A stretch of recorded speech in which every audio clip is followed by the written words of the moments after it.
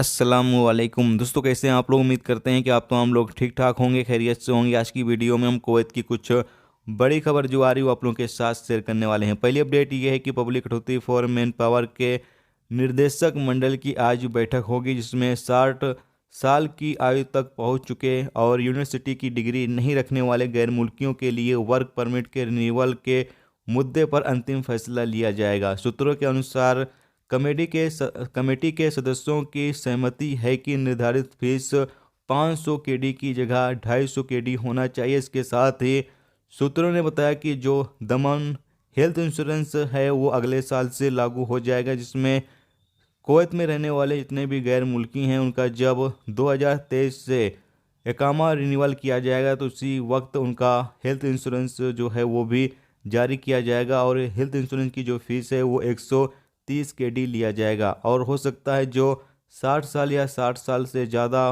उम्र के लोग हैं, अगर उनका भी वर्क परमिट यानी इकामा रिन्यूअल करने की परमिशन कुवैत गवर्नमेंट देती है तो उसको भी इस हेल्थ इंश्योरेंस का जो स्कीम है उसमें शामिल किया जा सकता है। यानी कि आज कुवैत के अंदर जो मीटिंग है वो होने वाली है और जो 60 साल या 60 साल से ज़्यादा उम्र के गैर मुल्की हैं जिनका वर्क परमिट अभी रिन्यूअल नहीं हो रहा है, इस पर जो अंतिम फैसला है वो आज लिया जाएगा कि इन लोगों का इकामा रिन्यूअल होगा या नहीं होगा। इस पर आखिरी फैसला आज आएगा।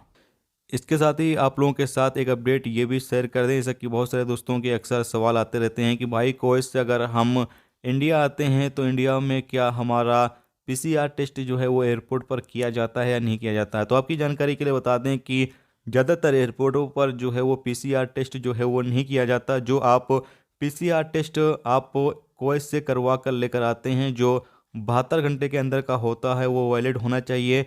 उसी को जो है वो एयरपोर्ट पर जो है वो एक्सेप्ट कर लिया जाता है। ज़्यादातर एयरपोर्ट पर जो है वो आपका पीसीआर टेस्ट नहीं किया जाता। बस जो प्रोसेस होता है उसको आपको फॉलो करना होता है, उसके बाद आपको एयरपोर्ट से जाने की परमिशन जो है वो दे दी जाती है। इसके साथ ही अगली अपडेट ये है कि कुवैत में पिछले 24 घंटे में 4,347 नए कोरोना वायरस के केस रिकॉर्ड पर आए हैं, जबकि एक शख्स की मौत हुई है और 4,334 लोग जो है वो ठीक भी हुए हैं।